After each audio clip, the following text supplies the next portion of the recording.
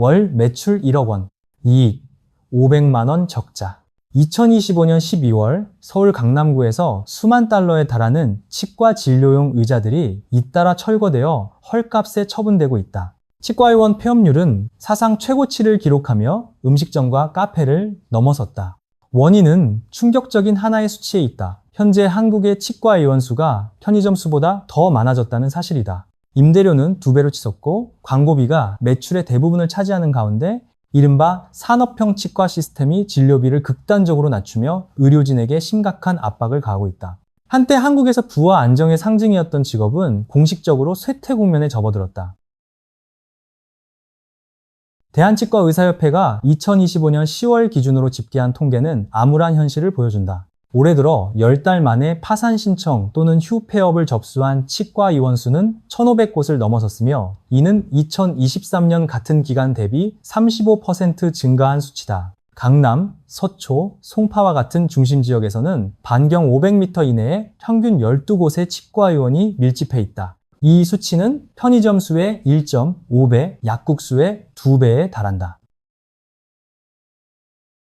근본적인 원인은 단순히 치과 의사가 많아졌기 때문만은 아니다. 이는 지난 20년간 지속된 의대치대 집중 현상이 누적된 결과다. 의사는 상류층이라는 믿음을 가진 한국의 부모 세대는 자녀를 치과대학으로 몰아넣었고 그 결과 한국에서는 매년 800명이 넘는 신규 치과 의사가 이미 포화 상태인 시장에 진입하고 있다. 한편 한국의 인구는 세계에서 가장 빠른 속도로 고령화와 감소를 동시에 겪고 있다. 2024년 합계 출산율은 0.68까지 떨어졌으며 이는 미래의 환자 수 자체가 줄어들고 있음을 의미한다.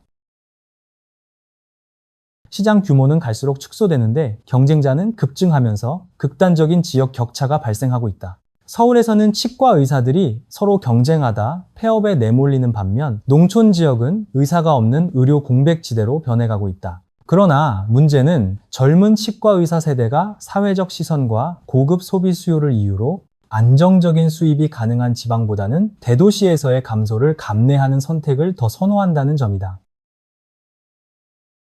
2025년 서울의 평균적인 치과의원 재무구조를 분석해보면 손실이 발생하는 지점이 분명히 드러난다. 월 매출 1억 원이라는 숫자는 꿈처럼 들리지만 실제로는 풀기 어려운 경제적 방정식이다. 가장 먼저 임대료 부담이 크다. 2023년에서 2024년 사이의 부동산 인플레이션 이후 핵심 상권의 임대료는 급등했다. 현재 A급 지역에서 150제곱미터 규모의 한 층을 임차하려면 월 최소 1,500만 원에서 2,000만 원이 필요하다. 그러나 이것조차 가장 큰 비용은 아니다. 가장 큰 부담은 인건비다. 치열한 경쟁으로 인해 각 치과의원은 유능한 치과위생사와 상담 인력을 확보하기 위해 서로 경쟁하고 있다. 기본 급여는 지난 2년 동안 20% 상승했다. 월 매출 1억 원 규모를 유지하려면 최소 4명에서 5명의 직원이 필요하며 여기에 법정보험과 각종 복지비용까지 더하면 인건비 총액은 쉽게 3,500만 원을 넘어선다. 그 다음은 자본비용과 감가상각이다. 2025년에 치과를 개원하려면 인테리어와 첨단 의료 장비에 평균 5억 원에서 6억 원을 투자해야 한다. 현재 사업자 대출 금리가 6%에서 7% 수준에 머물러 있는 상황에서 은행이자와 장비 할부금만으로도 매달 추가로 1,500만 원이 소요된다. 이 지점에서 한국금융권에서는 새로운 용어가 등장했다. 바로 가난한 의사다. 워킹푸어와는 달리 이들은 현금 흐름은 매우 크지만 순자산은 마이너스 상태에 놓여 있다. 치과를 개원하기 위해 젊은 치과의사의 90%는 자신의 면허를 담보로 대출을 받아야 한다. 과거에는 이 면허가 A등급 담보자산으로 취급되었지만 2025년에 이르러 금융기관들은 부실 위험이 지나치게 커졌다는 이유로 대출 기준을 대폭 강화했다. 빚 상환에 대한 압박은 의사들이 멈출 수 없게 만들고 그들은 어떤 대가를 치르더라도 매출을 택게 된다. 심지어 불필요한 시술을 감행하게 되면서 의료윤리의 경계선으로 내몰리고 있다. 현재 서울에서는 심야 시간대 편의점에서 근무하는 판매 직원의 실질 소득이 치과 의사의 20%보다 더 높은 경우도 나타나고 있다. 당신은 이 사회가 정상적으로 작동하고 있다고 생각하는가? 아니면 이미 지나치게 광기에 빠졌다고 느끼는가? 지금의 감정을 표현하는 한 단어를 댓글로 남겨보라. 마지막으로 가장 막대한 예산을 소모하는 요소는 마케팅 비용이다. 2025년 환자들은 더 이상 의사의 실력이나 지인의 추천을 기준으로 치과를 선택하지 않는다. 그들은 네이버, 유튜브 혹은 미용 관련 애플리케이션의 검색창에서 누가 가장 먼저 노출되는지를 보고 결정한다. 강남 임플란트나 투명 교정과 같은 키워드의 클릭당 비용은 5만 원에서 10만 원 수준에 도달했다. 주의할 점은 이것이 고객 한 명의 비용이 아니라 단 한 번의 클릭 가격이라는 사실이다. 평균 전환율은 1%에서 2%에 불과하다. 즉 신규 환자 한 명을 유치하기 위해 치과의원은 광고비로 30만 원에서 50만 원을 지출해야 한다. 소셜미디어 플랫폼은 거대한 통행세 징수서로 변모했다. 광고를 하지 않으면 치과는 존재하지 않는 것과 같고 광고를 하면 이익이 사라진다. 치과 의사들은 광고를 중단하면 환자가 끊기고 광고를 지속하면 적자를 보는 딜레마에 갇혀 있다. 안정적인 환자 수를 유지하려는 치과 의원의 경우 이 비용만으로도 매달 2천만 원에서 3천만 원이 소요된다. 더 심각한 문제는 불법 중개 시장의 등장이다. 디지털 브로커들은 온라인상에서 환자 정보를 불법적으로 수집한 뒤 이를 치과 의원에 판매하며 전체 치료비의 20%에서 30%에 달하는 수수료를 요구한다. 이러한 중간 착취 집단은 운영 비용을 극단적으로 끌어올려 의료 서비스에서 발생하는 실질적 이익을 거의 제로 수준으로 만들어버리고 있다. 공식적인 광고 비용 외에도 치과업계를 더욱 잔혹하게 조종하는 암시장 하나가 존재한다. 바로 평점 조작 집단이다. 이들은 가짜 5점 리뷰를 대량으로 판매하고 부정적인 후기를 삭제해주는 전문 마케팅 업체들이다. 2025년 기준으로 가상 평판 구축 패키지의 가격은 월 500만 원에 이른다. 의사가 이른바 평판 보호비 지불을 거부할 경우 해당 치과는 익명의 1점 리뷰 공격을 집중적으로 받게 되며 이는 불과 몇 주 만에 영업에 치명적인 타격을 줄 수 있다. 치과 의사들은 알고리즘에 종속될 뿐만 아니라 온라인 협박 조직의 압박까지 동시에 견뎌야 하는 상황에 놓여 있다. 계산의 결과는 다음과 같다. 월 매출 1억 원에서 임대료 2천만 원, 더하기 인건비 3,500만 원, 더하기 장비 대출이자 1,500만 원, 더하기 광고비 2,500만 원, 더하기 의료 소모품 1,000만 원을 제외하면 결과는 마이너스 500만 원이다. 의사는 하루 10시간씩 쉬지 않고 일하며 신체적, 정신적 압박을 견딘 끝에 월말에 음수의 성과표를 받아든다. 이 때문에 내부 의사 커뮤니티에는 다음과 같은 푸념이 넘쳐난다. 나는 지금 건물주와 광고 플랫폼을 위해서만 일하고 있다. 이러한 위기 속에서 하나의 새로운 모델이 생태계를 지배하기 시작했다. 이른바 체인형 치과 또는 MSO 치과 모델이다. 이들은 전통적인 개인 치과가 아니라 대규모 시스템이다. 사모펀드의 자본 지원을 받아 대형 공간을 임차하고 50개에서 100개에 이르는 치과용 체어를 설치해 공장식 운영을 한다. 사모 자본의 유입은 판 자체를 완전히 바꿔놓았다. 과거 치과는 개인 전문직의 영역이었지만 이제는 대형 투자자들의 무대가 되었다. 이들 자본은 환자의 건강이나 의료 윤리를 우선하지 않는다. 유일한 목표는 세전 이익과 3년에서 5년 내 투자금 회수다. 그들은 막대한 자본을 투입해 시장 점유율을 장악하고 소규모 치과를 압도한 뒤 가격 결정권을 독점한다.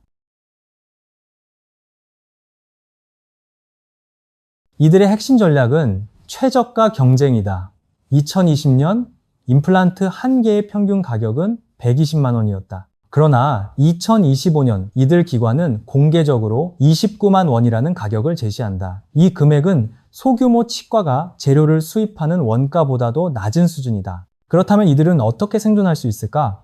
그 비결은 다음의 3가지 불투명한 운영 방식에 있다. 첫째, 양으로 질을 대체한다. 이곳의 의사들은 환자에게 충분한 상담을 할 시간이 없다. 여러 개의 체어를 오가며 한 건당 10분 내로 임플란트를 식립하는 공정형 프로세스를 따른다. 목표는 월 4,000건이다.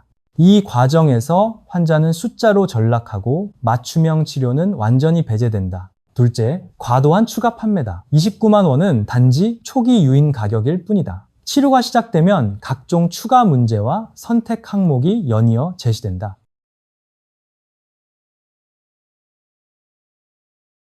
고리식, 상악동 거상술, 콜라겐 멤브레인 등 각종 추가 시술이 고가로 제한되며 이는 앞서 제시한 저가 임플란트 비용에서 발생한 손실을 보전하기 위한 수단이다. 인력 대체와 익명의사 문제도 심각하다. 비용 절감을 위해 이들 시스템은 경험이 부족한 신졸 치과 의사를 투입하거나 더 나아가 보조 인력이 불법적으로 시술을 수행하게 하는 경우도 있다. 더욱 우려되는 현상은 익명수술이다. 유명 의사는 상담 단계에만 등장하고 환자가 마취된 이후 실제 시술은 수련이나 심지어 수술 자격이 없는 기술자가 담당하는 경우가 발생하고 있다. 이러한 시스템의 존재는 기존의 동네 치과 의사들에게 치명적인 부담으로 작용한다. 지역 치과는 가격 경쟁에서 밀릴 수밖에 없다. 품질을 유지하기 위해 가격을 지키면 과도한 가격 책정이라는 비난을 받고 가격을 내리면 즉각적인 파산으로 이어진다.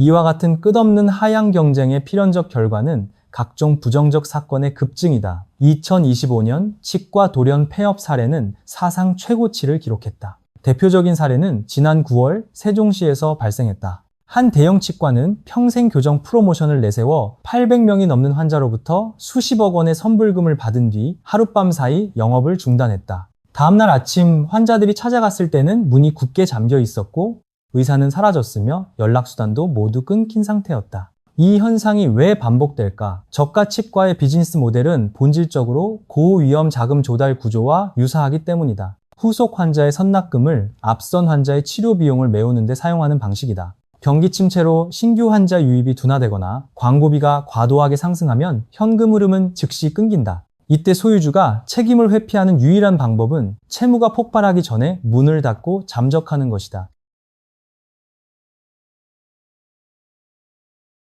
문제의 근본은 의료기관 파산에 대한 한국의 법적 규제가 충분히 엄격하지 않다는 점이다. 실제 소유주들, 특히 경영회사를 통해 뒤에 숨어있는 경우 법인 파산을 선언하고 환불 책임을 거부한 뒤 불과 몇 달 후 다른 구, 다른 이름으로 새로운 치과를 개원할 수 있다. 현행 법률은 의료 분야에서의 의도적 파산 행위를 강력하게 처벌할 제재 수단을 갖추지 못하고 있으며 그 결과 환자들은 금전적 피해를 회수하기 어려운 상황에 놓인다. 관광이나 보험산업과 달리 한국에서 의료 서비스에 대한 선불 결제는 파산 보상기금의 보호 대상이 아닌 경우가 대부분이다. 이는 시민들이 평생 모은 큰 금액을 잃고도 어떤 기관으로부터도 보상받지 못하는 심각한 사회 안전망의 공백을 만들어낸다.